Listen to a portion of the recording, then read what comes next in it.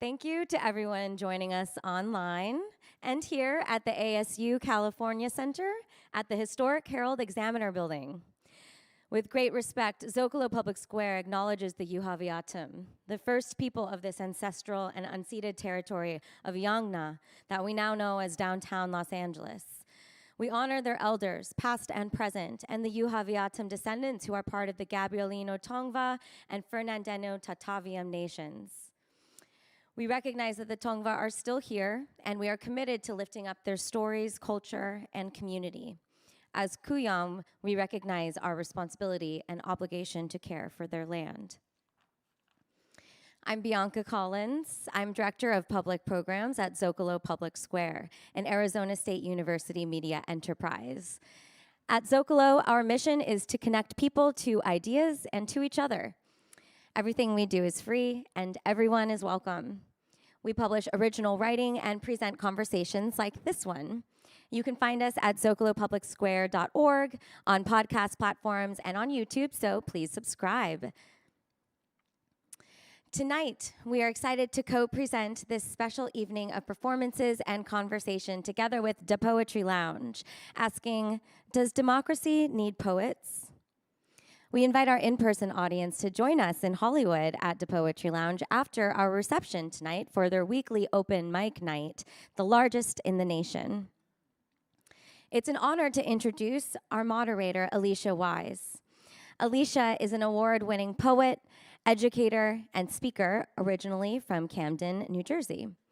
She is the co-founder of Spoken Literature Art Movement, the director of program development for Street Poets Incorporated, and a co-host at Da Poetry Lounge. She has been featured in outlets such as OWN TV, BET, and the LA Times, Bustle, Afropunk, PBS, and BuzzFeed, and has collaborated with the ACLU, the Shabazz Center, the Nantucket Project, Brave New Films, and the Google Interstellar Project. All right, that's all from me. Over to you, Alyesha.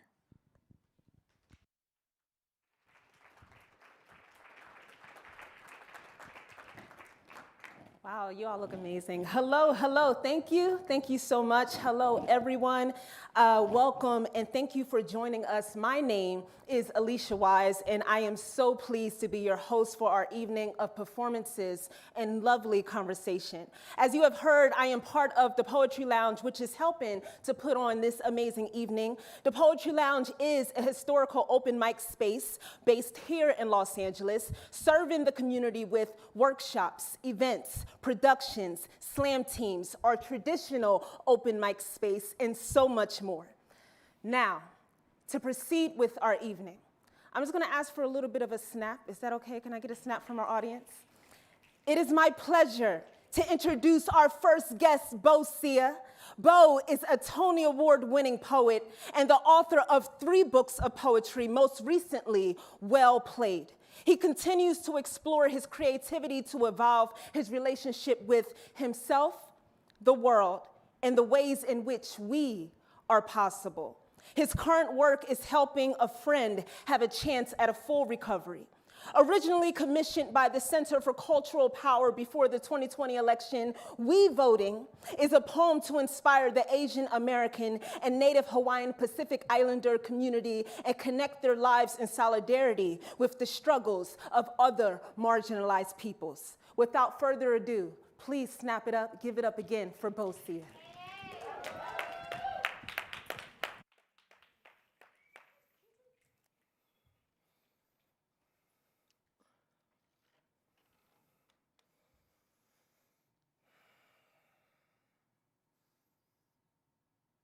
Whether you the firstborn son, first to graduate, or first to run a studio, we voting.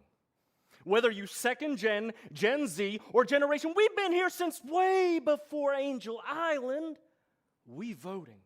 Whether you're just coming back from tour number 2, being on call at the ICU, or living BTS in all you do, we voting. Whether you're raising another's anak, caring for your Habibti, or becoming the next Bruce Lee, we voting, whether you're a descendant of the silenced, granddaughter of survivors, or the makuahine of a movement, we all voting. That's the word. Put it on my Kong. Ask your influencer. Read it in the tea leaves, because we showing out for the great show we've been a part of since before railroads and your parents could get married, to show ourselves that we shape the story of America too, because we voting for children, yet able to protect themselves, for tomorrow, to no longer fear what harms today, for places forgotten by cycles past, to honor those who couldn't, to be there for those so that we are represented instead of blamed, because no one tells us who we are. Each of us staking our claim in what's at stake. Each of us connected to what voting will make. All of us leaving the fence to cast a promise in this land. So, unburden your quiet. Save face from the future. Find the yes inside, because we need your vote for our cultures. It's time.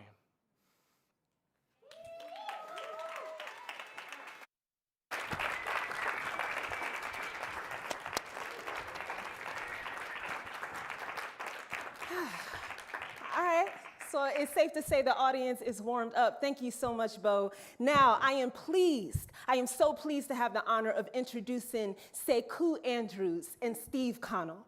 Sekou Andrews is one of the most successful spoken word poets in the world. This artist and innovator has dedicated his career to pioneering a mainstream industry for spoken word. He has built a 7-figure company on poetry, has been featured on dozens of major TV networks, has innovated a new category of public speaking called poetic voice, and has garnered prestigious awards, including a Grammy nomination for Best Spoken Word Album. Sekou's career is driven by his mission to not only inspire the world, but to teach people how to be inspiring themselves. Steve Connell is an entertainer, poet, and writer who knows ideas change the world require a voice that will make it listen. He has performed for President Obama and Oprah Winfrey and has appeared at festivals like Sundance and Amnesty International Human Rights Arts Festival. He is a national poetry champion and accomplished playwright. His most recent work, Imperfect, premiered with Lincoln Center's Restart Stages series in 2021. His celebrated piece, We Are the Lions, has over 10 million views. And his first short film, The Universe is Chewing, was awarded a 2019 Best Shorts Humanitarian Award. My God, poets are amazing. Can y'all just give a round of applause real quick? On March 7th, 1965, 600 men, women, and children began a march from Selma to Montgomery in a demonstration aimed at securing voting rights for all Americans. Upon crossing the Edmund Pettus Bridge, they were met by extreme violence at the hands of law enforcement and civilians in a day that has come to be known as Bloody Sunday. Water-Stained Black, written by Steve Connell and developed with Sekou Andrews, was written to remember and honor those who sacrificed so much in the name of equal voting rights, and to remind us those rights, like our democracy, are still very much in question. Please welcome Steve and Sekou.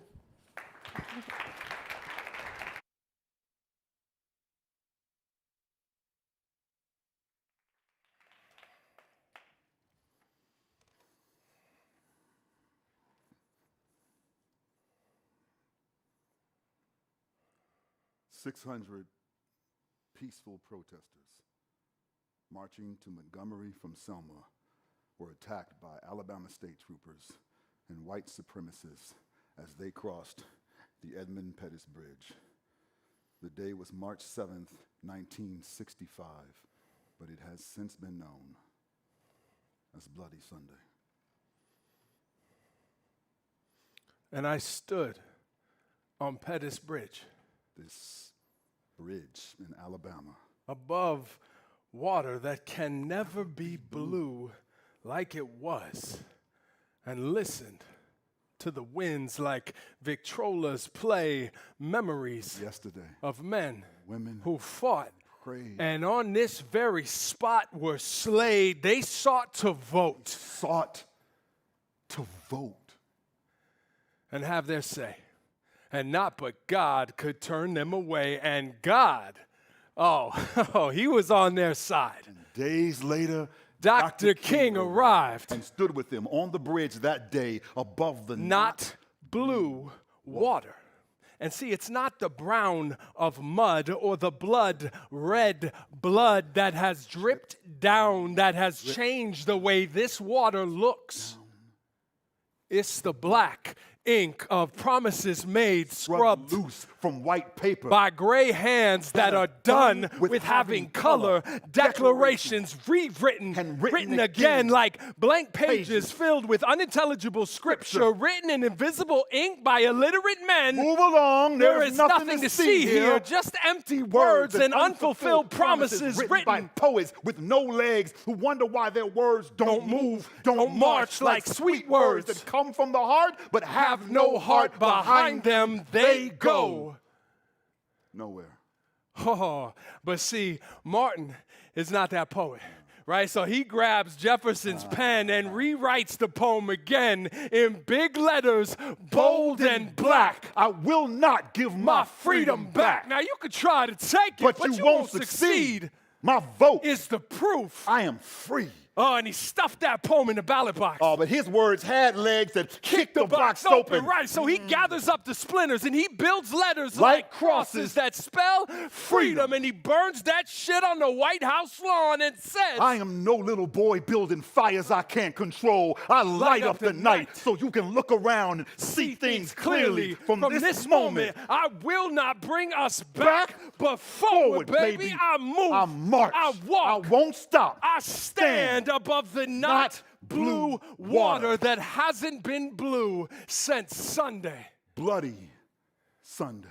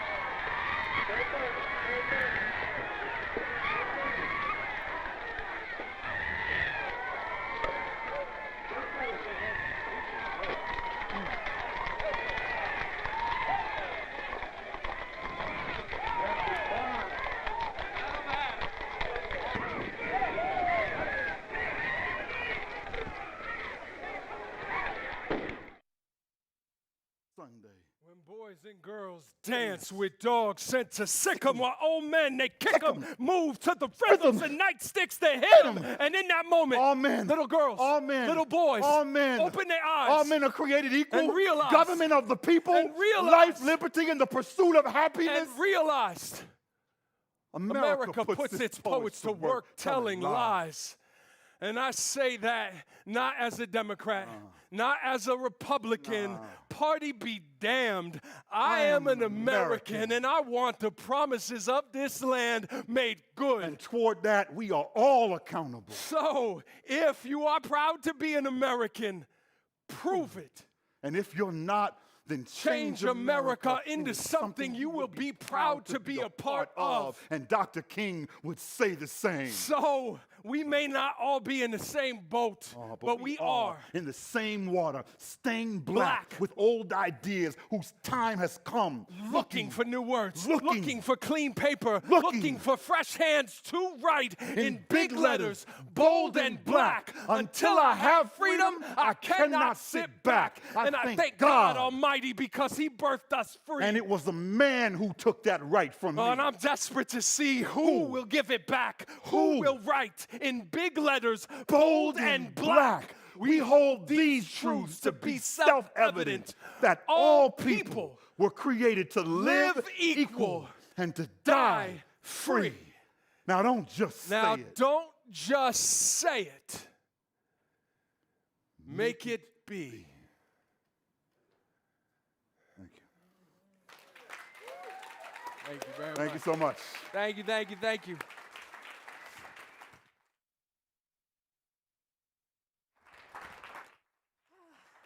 Let's keep that round of applause going, can we? Give it up again for Sekou Andrews, Steve Connell, and Beau Sia. Yes, yes. Oh my gosh. I feel a little bit recharged. I hope you do too. Thank you so much again for everyone joining us here and from home, for all of the love. It has definitely felt, I'm not even doing poems today, and I know it's felt so much, so thank you, thank you, thank you. If you're enjoying yourself, say, mm-hmm. If you're enjoying yourself, say, ah. All right, I hope that felt like a little stretch, a little stretch. So we're about to move on to our panel, everyone. We're going to move on to our panel event. But before we do, I would like to quickly, but sincerely thank all who have made this spectacular evening happening. Zócalo Public Square, ASU California Center, the Poetry Lounge, and each of you spectacular audience members tuning in here and from home. Please show some more love for the poets who have joined us as well. They are going to come back to the stage, y'all. Please give it up for Beau Sia, Steve Connell, and Sekou Andrews. Thank you so much. Yeah.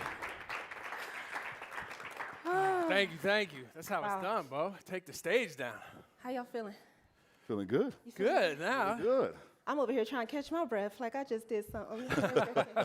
I guess Give it up for our moderator. Give it up for, yes. Thank you. It is an honor to be here today. I am definitely amongst legends, and I know that for sure. I feel like a youth poet up here. But let's get into these panel questions. So the first one I have, Steve and Sekou, you both wrote the poem you performed today together, Water Stained Black, initially written for Voters' Rights Initiative involving President Biden and Vice President Harris, correct? And it got not initially written, but the last time that we, when we created the video, it was for an event with Right. The Gotcha. video that we just released yesterday for Martin Luther King Day was created initially for the Gotcha. Selma Jubilee, 57th Awesome. anniversary. Either way, it's powerful. Which leads me to my question. This is for all of you. What does it mean to you? And I want to start off with the personal, internal, before I get to the outward a bit. What does it mean to you internally, personally, spiritually, however you want to name it, to have our poetic voices when it comes to poetry called on for such big matters in society, in the world at large? What does it mean for you personally? And anyone can answer this. Personally, I got it. You go ahead. I don't like. Beau Sia, it's cool. Beau Sia, Yeah, listen.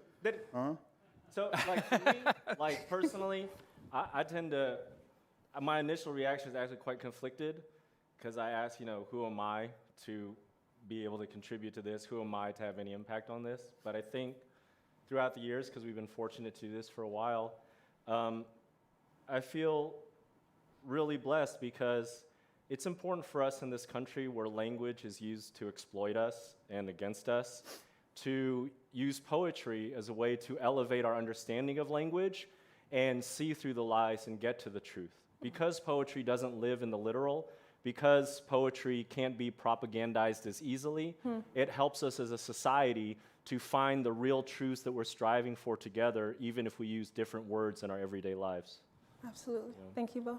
Yeah. Y'all see the way he conjugated propaganda? Just like that, poetry, propaganda. Is that not a word? No, that was perfect. But see, that's the beauty of being a poet, is as soon as doesn't you matter. say it, it That's immediately becomes a word. Confidence, That's man. right. Just No, you said confidence. it well.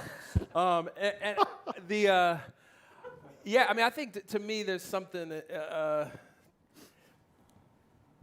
you know, especially in moments like this, I think just life in general, but in moments when language is being damaged and manipulated, when truth is being sort of turned into, you know, weaponized, I think then we all do what we can, and as an artist and as a poet, that ability to try to speak to the moment, try to sort of amplify the powers of truth, the values system, the issues that matter most, and try and help make give the medicine a little more sugar.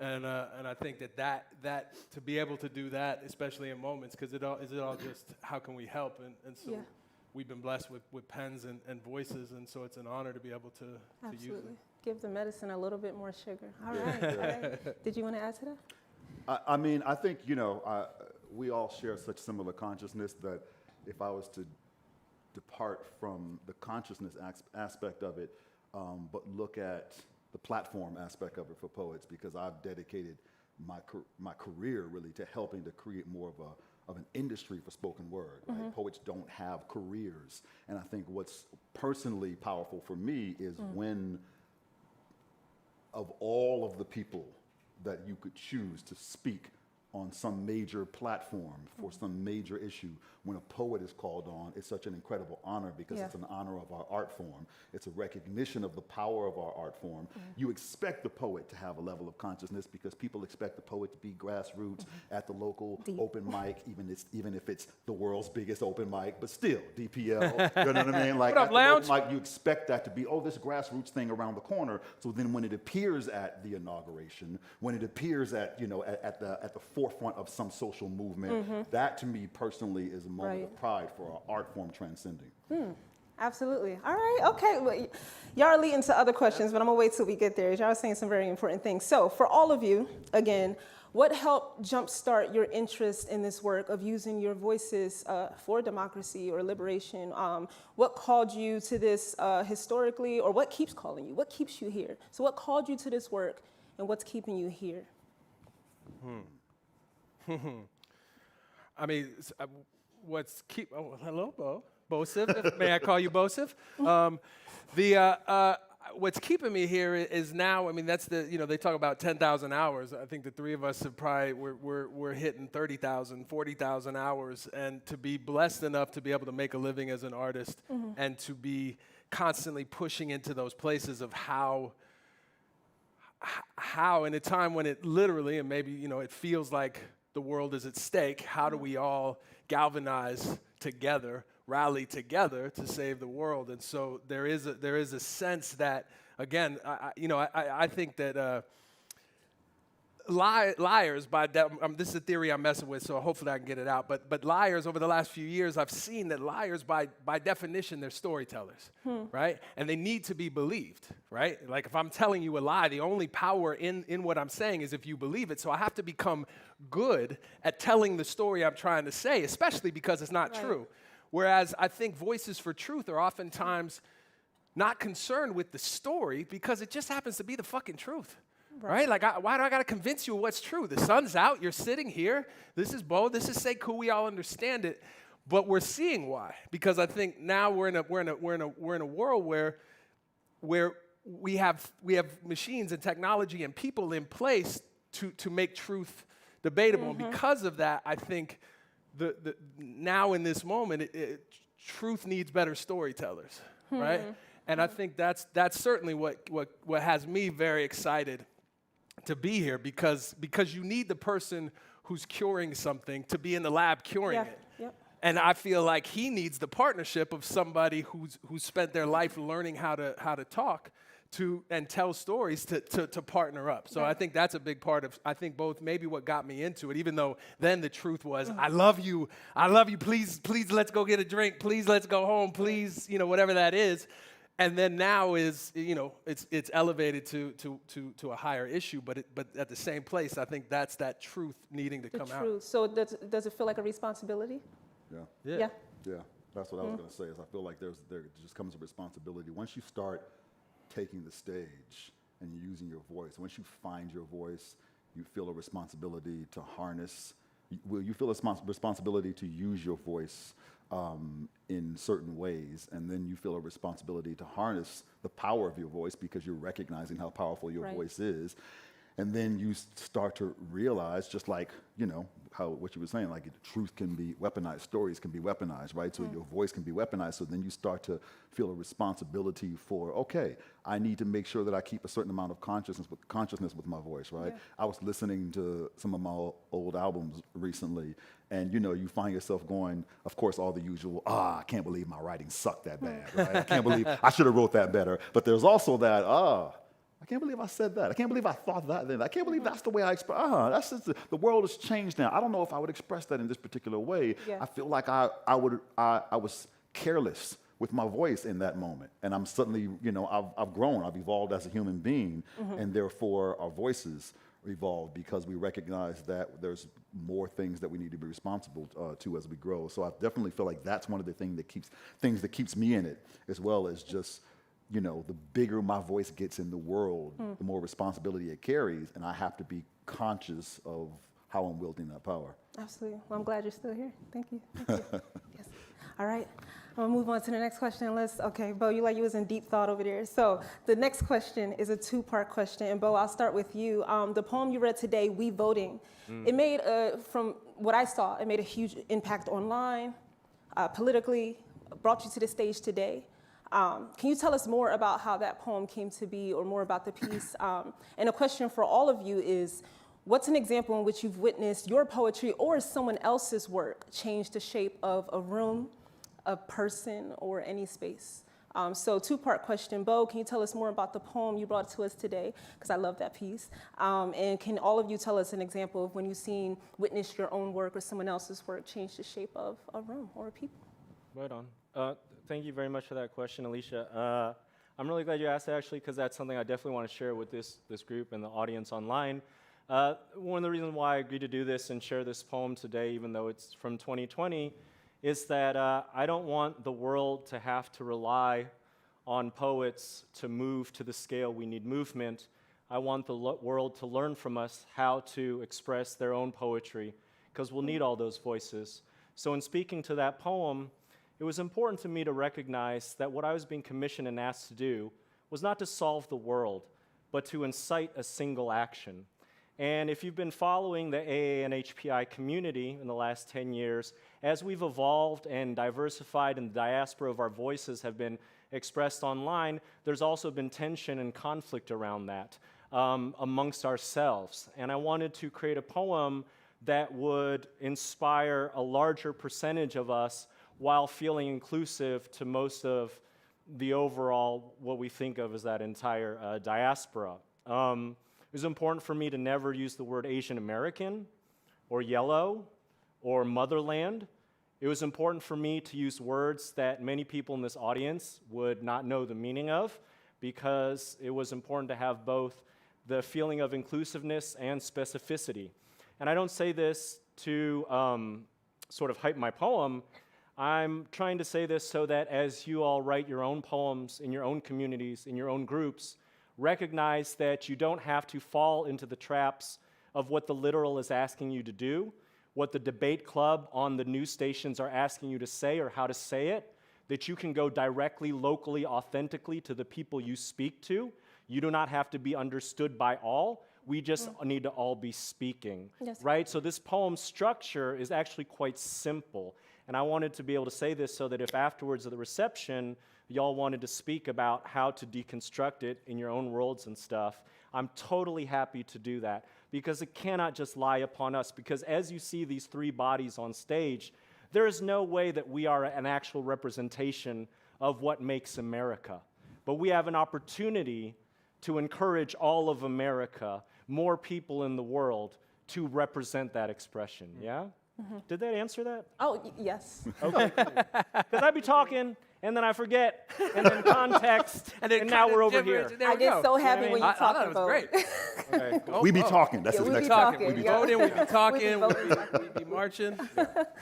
I don't know. I don't know the question, so forgive me if I'm gonna Yeah. jump because I want to get to what you're saying. But there's something just to sort of welcome you guys and really just sort of ground us in the moment, because I'm so proud to be on the stage with these people, to be not only with Zócalo and the lounge, but specifically, I mean, these are two, the same way you said it, like I've known Beau and Ku for, I mean, it's around 20 years. Like when we didn't have gray hair. Like exactly, when I had when we more had hair. hair. Yeah, Just exactly.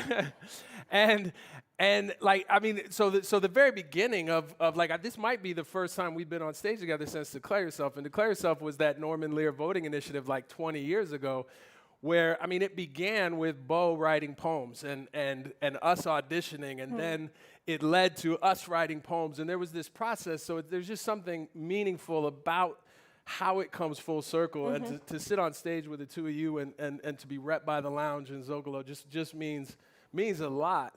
Yeah. And maybe in some ways that does indirectly answer your question in terms of seeing how our work, you know, leads us forward. You know, I was in Thousand Oaks, repping 805. What's up, T.O.? And it started, like, I remember, like, Maya Angelou did her inaugural poem, and that became an assignment where I set me on a mission where I want to be the inaugural poet. And I remember beginning to write poems about Martin Luther King as a ritual, in a way, as an honoring, and to now be here to create that piece, to create it with Sekou, to perform it at Ebenezer Baptist Church with Coretta King in the audience, with the Declaration of Independence, like, to see that process and to understand that on some way, it is, like Beau says, the way we just sort of activate each other, right? And the closer we get as people to welcoming, to being honest, to creating space for each other in an honest, authentic way, in whatever your language is, then you start to see that happening, you know? So Yeah, I mean, you talk about Declare Yourself. That was definitely one of the things exciting about the three of us being on the stage. That tour was, you know, Norman Lear, TV legend, but heavily politically active, purchasing an original print of the Declaration of Independence and saying, I want this to travel and inspire people to vote. And to your point, of all the people that he could have chosen, he said, I'm going to attach spoken word poets to that tour. So, but what was so challenging was that it was a nonpartisan nonprofit tour, right? And so Norman he didn't limit his expectations of what he expected from us. He was like, I want you getting everybody on their feet. I want them screaming and yelling. I want them, yes, voting is the way, right? But you can't tell them to talk. You can't tell them what to talk about. You can't tell them about this proposition. Don't tell them who to vote for. Don't talk about this issue, right? So we felt so incredibly handcuffed that we had to go back and figure out how to reroute the power of our voice. Because poets, we're very partisan. You guys don't. Like, we get on both stage and we be like, this is what you need to do to fix the world, right? And suddenly it was like, you can't speak about it in that particular way. So it really challenged us to have to find new pathways. And now I fast forward, and so as you talk about, you know, rooms that we've changed, that was one of my biggest experiences in changing huge rooms of people who were on the fence about voting, who were skeptical, who didn't believe. But we first had to figure out our unique personal positions with where we were with voting, because all of us came in with different experiences. And that tour, we ended up registering over 1 million youth to vote. And so you talk about being able to, with the power of a nonpartisan message, to be able to activate such mass civic engagement was huge. Fast forward now, I do a lot of work as a public speaker. And I go into rooms that are not all left or right, not all sharing the same particular political beliefs or social beliefs, et cetera, and I feel like 3 of the training grounds that were amazing for the work that I do to be able to galvanize a room were Declare Yourself, the tour, was Slam, the lounge. Lounge. Slam, right? Because in slam, you talk about transforming a room. Oh my You gosh. go into a room that is hostile. It's not, oh, we love poetry. It's, I came here to watch the game, and now somebody just gave me a scorecard and said, judge this poem. And I just I'm want going, a latte. I don't want. right, you know what I mean? Yeah. And now you're imposing on my drink or my game, and so I'm gonna start off with giving you a 1, but then eventually over time it's like, oh wow, that's I like have kind of never crazy. heard Oh, this 3. before. Oh wow, 6 and a, you know what? You think you just earned a 9.3? You know what I mean? You see the bitterness coming out. I mean, he's still got scars from those. They just wanted to watch the game, Sekou. And so I feel like, you know, there's that winning over the room in slam, and then the third training ground for me was being a educator, 5th grade teacher, right? That in the classroom is an amazing training ground for public speaking because you got a hostile audience again. Like 5th graders don't care what you did yesterday, don't care what you did earlier today. It's inspire me now, impress me in this moment, and you constantly have to re-galvanize the room. And I think those were 3 unique experiences that trained me how to create transformation in a room from 3 different sort of industries and audiences, you know? Sorry, I'm in my like fan moment right now. You're saying like really dope stuff. I'm also thinking of the transformation that also happens in classrooms as well. Just so many places poetry just transforms rooms. I have just a few more questions, and I think I'm going to cheat. I was going to ask for my next one, are poets doing enough? I just said it out loud, so feel free to answer if you want. But what I really want to ask, I think, is what can be done to amplify what poets are doing? And I think you kind of already touched on this a bit, but what are some things that can be done to amplify the work poets are already doing? Like, I can put a finger on many different reasons why some people don't want the works of many, especially spoken word artists, out there more. So what do you think can be done? Answer the first question if you want. Are poets doing enough? And then what do you think could be done to amplify our voices even more? I mean, certainly, my first response to are poets doing enough is yes, but maybe poetry isn't doing enough. You know, which is to say, I mean, I think. Why are you blaming poetry? Poetry didn't do shit.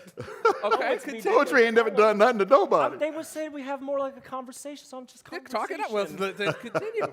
I mean, I suppose you can get in on any poet this or that, but I guess there's to me, there is something about, there is a rewiring that has been happening in our consciousness collectively around what poetry is, and a resistance to what poetry is.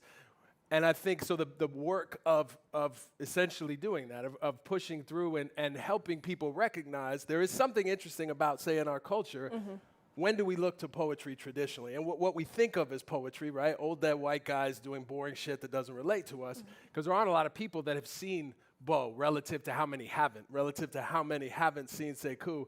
And I think but when we think of poetry, in the moment when somebody dies, we think of poetry. In the moment at a wedding, we think of poetry. At a christening. So there is an innate understanding of this need for great language to help us move forward. I mean, and I think that is what part of the work that is in terms of what I think poetry can do powerfully in a way that no other art form or few other art forms can, and how important it is in literally this moment to cut through. That to me is part of the work. Are we doing the work? I mean, I'll let Beau answer that so I can cut him off. Yeah, do that, please. I'll be ready though. Okay, so I mean, I would say this. I mean, I don't mean it in a mean way. I just mean it like I don't think we're doing enough as poets. But I also think that part of why we're not doing enough is the level of overwhelming asymmetric warfare just bombarded upon all of society. But if we had more solidarity amongst ourselves and we could step back and nurture and galvanize and strengthen each other, I think we could do way more. Even just what Steve just said, like too often being raised in America, there's this aspect where you have to think of poetry almost in supremacist terms, right? To get to your mortgage, to get to your vacation, to get to your retirement, right? To get all these things. But Steve was talking about occasions, right? The biggest moments in our lives, the things that make us human, the things that bring us together. Poets could do more of that than waiting for checks, and I'm included. I'm saying because of my entire life, I learned the hard way. I shouldn't have missed all those weddings. I shouldn't have been chasing those checks in my 20s. It didn't amount to more than a name, but it didn't transform lives the way I've seen poets who give of themselves to the moment we are human.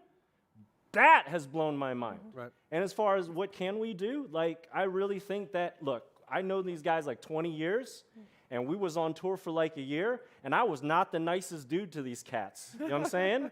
But here's the truth. I appreciate you saying that, Beau. I appreciate you saying that. We will never write like each other. Right. But we are all striving for the same thing for people everywhere.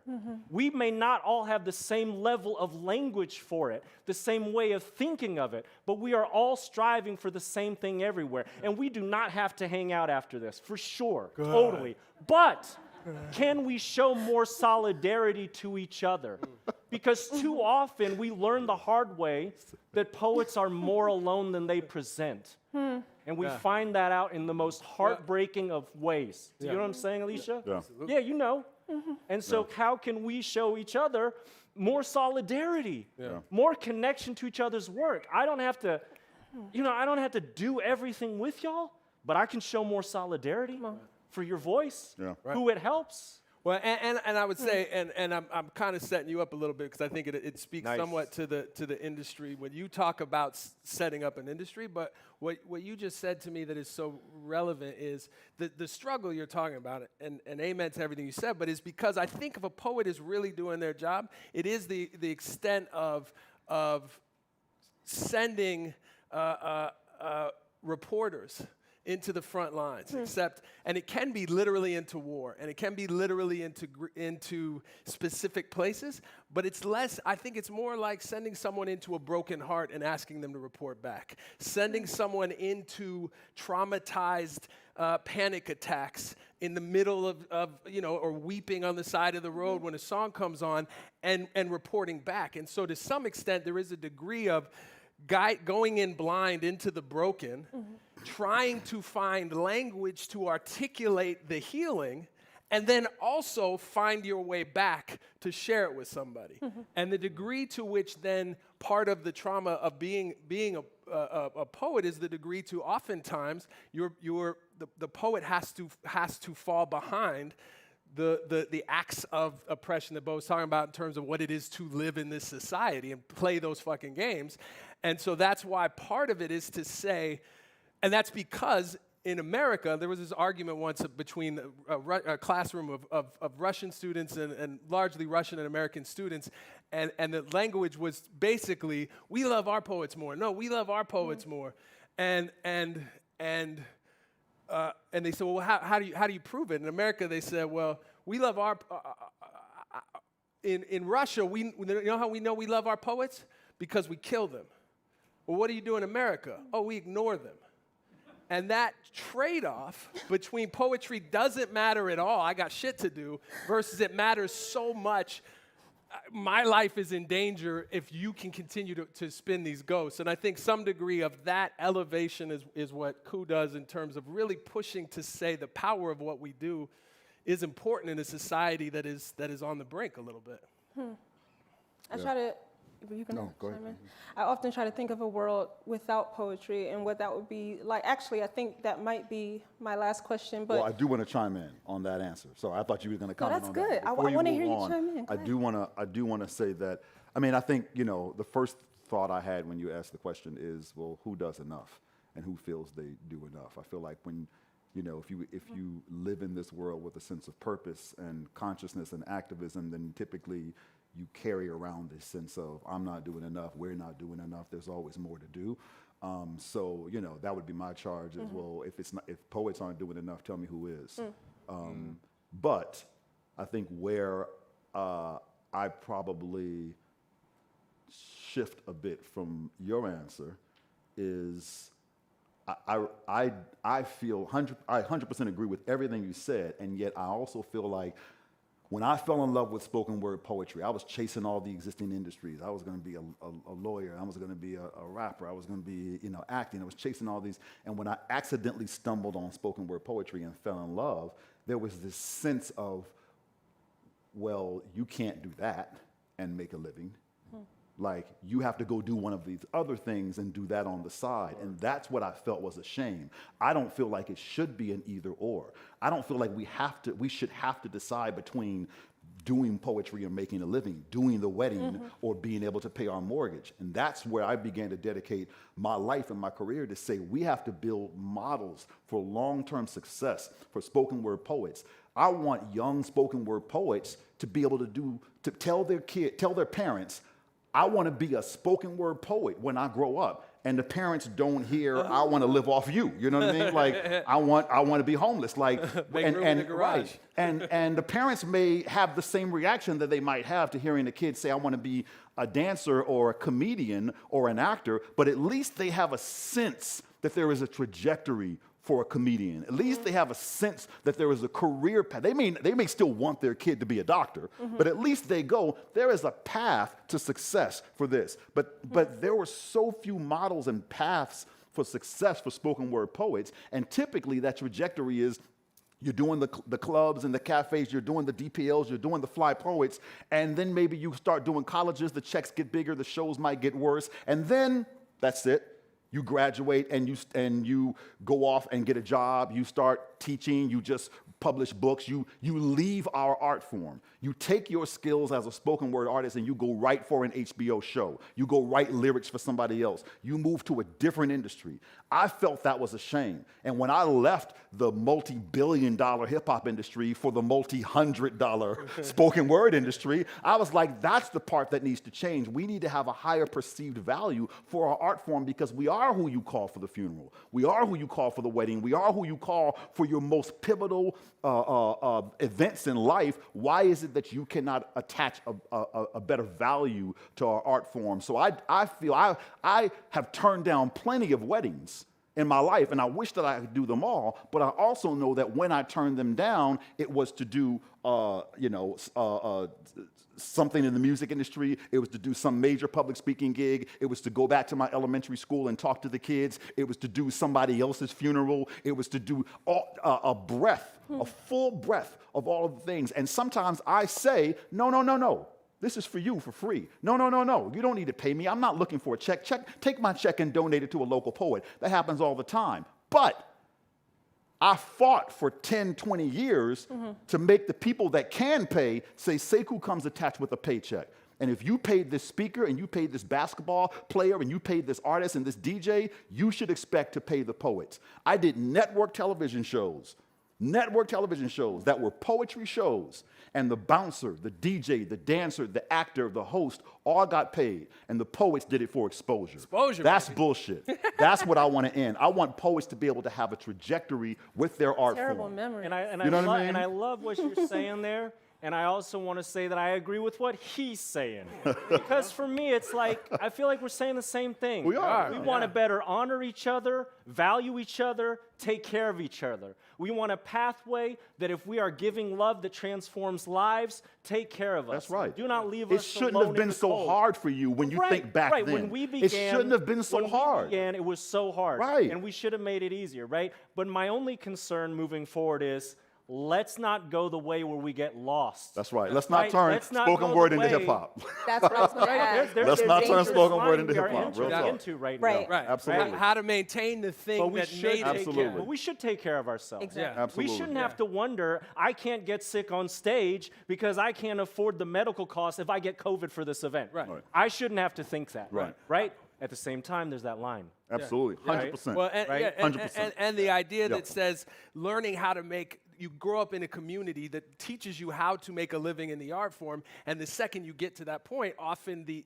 industry as it exists teaches you to then leave the community behind Right. because you're so busy, and that's what I hear in what you're saying, and it's how to do the both end, and how to not feel that that my success there's so few opportunities for poet that if it's me, it's because it wasn't you, and I had to hustle that night. And that's then the trick of exposure, is to say, this could be the night. Yeah. If you do the Fly Poet, which is one of the best showcases in the country that pays its poets properly, John Hensley, ladies and gentlemen. But if you do these spaces, you should be lucky because no one's paying you, so why should I? And I think that's what we're trying to transform for sure. So. We have to get into the audience questions. And another thing. I know. But I just quickly want to ask one of you. I'm just going to pick on one of you. Beau, what is poetry without democracy in one word? Or whoever wants to say what it. did you say? One word. What's democracy without poetry? Tyranny. Yeah, okay. Anybody else? Real quick, one word. What is democracy without poetry? Yes. We could come back. I put them on the spot. They was not prepared. For me. Well, the one word thing. I mean, but it's tough to get poets one word. Shit. We'll come back.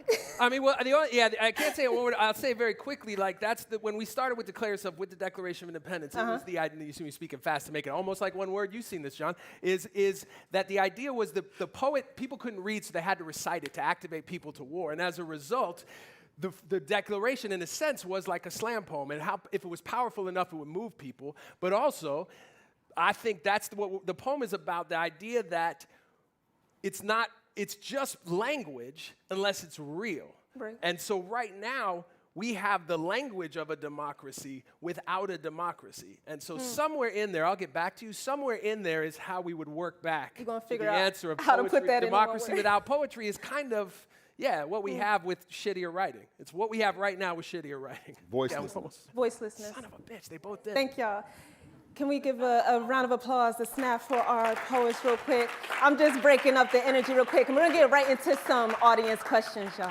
All right, so if you are in our in-person audience and you have a question, you can just line up over here beside me. I'm gonna get us started with a question that was submitted by someone in our online audience.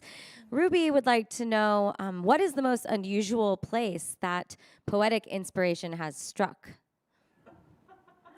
The most unusual place.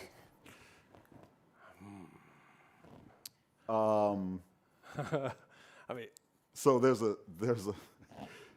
story that that I told Steve that then he put into one of his pieces as an example of how it is that we're always writing. And it was a story of me just being brutal in some of my earlier days of my career, brutal to myself and grinding, no sleep. Got on a plane took off.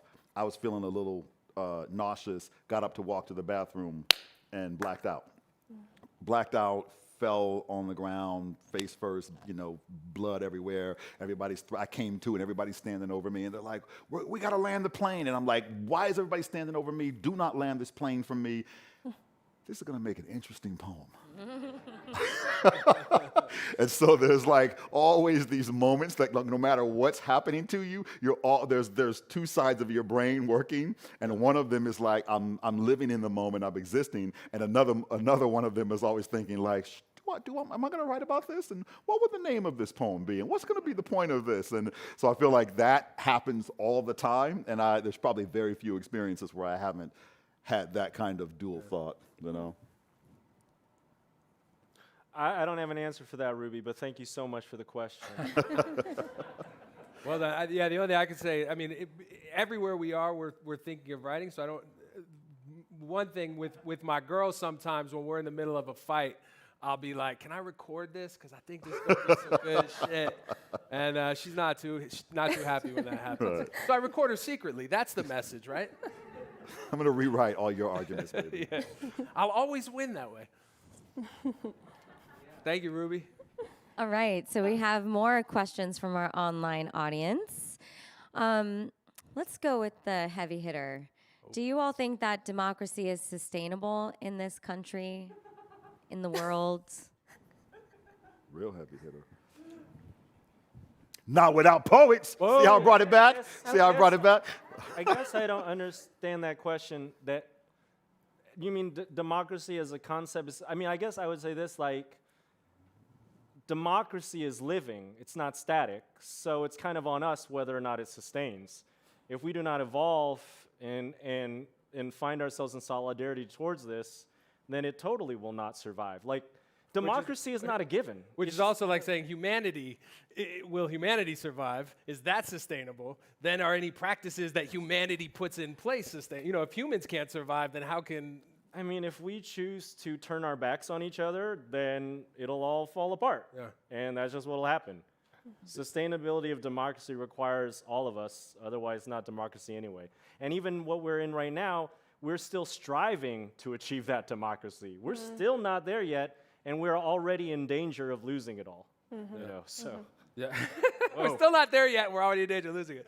I remember hearing someone speak at a similar discussion like this at the Getty, and it was about sort of futurism and are we doomed and this notion of, and I remember the guy saying, it's easier for me to imagine the end of the earth than the end of capitalism. Wow. Which is like some crazy shit. The idea that, like, and so that to me There's is a the same causality thing. there, too. Yeah. I mean, because, and that is then what democracy is and like you said, we've never really experienced it, certainly in America. You know, again, Not for everyone. we have the language of democracy, but it doesn't exist in place. I mean, I think I would say if America is the vision and democracy is its voice, then there's a line that I have in one of my pieces that says your vision is only as powerful as your voice. And I think that that's one of the things that we have to remember is that this vision that we have for what America actually is requires us to use our voice to shape it and to galvanize others around it. And that vision is nothing without us giving voice to it. So I think in that sense, democracy has to be as sustainable as the voice. Otherwise, the vision is not sustainable for what this nation is. And if there's a podcast called Scene on Radio, SCENE on radio, and there's the whole episode or season on democracy, and it's brilliant. The whole podcast is brilliant. So if you're looking for something fascinating on the subject, I would say that's your homework after this is done. Nice. All right, so last question that we have time for. Somebody in the live audience? I know. Oh, thank you. Perfect. You can be our last question, sir. Can you please just say your name and your question briefly? Can you keep it to 10 minutes too, please? Take your time, however much you need. I know these guys too well. I just want to say my name is John Hensley, first of all. And secondly, Beau Sia, I understand where you're coming from, but you have given so much to poetry and to the world. For you to say that you're not doing enough from this angle, hard to swallow. All right? Secondly, I feel like I've never been in a room before where there wasn't somebody new to spoken word that didn't walk away like, oh my God, there were these folks and they did this thing and now it's my jam, right? And so exposure is a problem. Amplification of the art form is a problem. There's so much more that can be done, but it's not on you. What can corporate America, what can big money do to help amplify what you guys do? Like I said, for me, my career has been dedicated to helping to create an industry. I realized that was a big purpose of my career because what I ran into so often was that low perceived value and the concept of the broke poet. So for me, it became a matter of saying the challenges, we don't have the infrastructure, we don't have agents, unions, and people fighting for us and people creating opportunities for us. It's always like we're having to go in and it's the Wild West. I've had managers that were managers for big artists and so forth and tried to apply the same techniques for us in poetry, and they kept hitting walls because they couldn't use any of the same techniques because we don't have an industry. And so I feel like for me, a big part of it has been helping these other industries raise their perceived value of what we bring to our stages so that they want to go out and fight for us, so that they want to create opportunities, so that they want to book us, so that they want to retain us, so that they want to so-and-so, so that we then can get to bigger and bigger platforms. I feel like when you talk about are we doing enough and what's going to amplify the art forms, it's people believing in the value and trusting in the value of the art form itself, and all of us not having to be the first poet to ever blank, blank, blank, the first representative. You know, Steve and I used to talk when we toured colleges, we would go and do so-and-so college, and they'd be like, oh, you know, giving us the tour and the lay down, the lay of the land, and they'd be like, oh yeah, we had, you know, Bob the comedian here last week, and he bombed. We're not having Bob back. But it was when it was we had Bob the poet here, it was like we're not having poetry back, you know? And so there was just this sense of like if one of us bombs, it's like we ruined it for the entire art form. And I think we need bigger and bigger platforms so that people know that we bring that value and they trust the power of that art form, so that Amanda Gorman is not the first time people have experienced spoken word poetry. Brandon Leak winning America's Got Talent is not like, where is this poetry thing been all my life? It's been right around the corner at the Poetry Lounge, right up the street at Fly Poet. It's been around the corner from you your whole life. You need to tap into those venues because amazing talent lives there, and we just need bigger platforms. Yes, yes. Yeah, I mean, it's funny because what he just said is that story came to my mind, which is most people, because they haven't been to the Lounge or New Eurekan or Fly Poet, so they don't know what poetry is. They know what they've been stigmatized into thinking it is, and so if you go and you love comedy because you've seen great comics, and so if you go and see 10 shitty comics, you know, oh, those are just bad comics. But because you haven't had the experience and the exposure to see what a great poet does and what the difference is between, say, learning and workshopping and then getting to that point of Richard Pryor, of Kendrick Lamar, of Dave Chappelle, who to me, and I think what's fascinating too is more and more you see like Bo Burnham, Dave Chappelle, Kendrick Lamar, Beyonce. What's fascinating to me is that they're evolving into a place where the box that their art form put them in, right, which they had to be in that box to get to where they are, but now that they're there, they're evolving into a place that doesn't have words for what they do. And to me, what they're doing now is poetry. And there's space for it because it's not poetry, it's Beyonce. It's not poetry, it's Kendrick Lamar. And I think part of the work we've been doing to get to this moment is to realize that space, that extra that you do, hip hop plus, that plus is poets. And I think that seeing people who've spent their whole life just doing that, there's something exceptional to it. So figuring out how to amplify and if people say, oh, I want more of that, then they'll get it. So. Well, I hope we figure out how to amplify it very soon because it's important, and we got to put in the work fast. Thank y'all so much for this amazing conversation. Thank you. We need more of these. Our moderator. Thank you so much. We need so much more of this, so much more. It's time for us to close, everyone. I want to thank you all for your performances. Of course, thank you all for engaging in this conversation from here and from home. It's been an honor, like seriously. I know it's like on the paper, but it's been such an honor to speak with each of you. And thank you to everyone in our audience for joining us tonight. You'll be able to find a summary of our talk on ZócaloPublicSquare.org by tomorrow, plus interviews with all of our panelists. You can subscribe to Zócalo's newsletter and podcast for more great conversations, and follow Zócalo on social media. We invite our in-person audience to stay for our reception, and afterwards, join us at the Poetry Lounge in Hollywood for our weekly open mic at 9 p.m. Beau, Sekou, Steve, thank you for your incredible work. Everyone, please give our guests a big round of applause. Thank you. Thank you. Thank you very much. All right, I think we're done. We're good.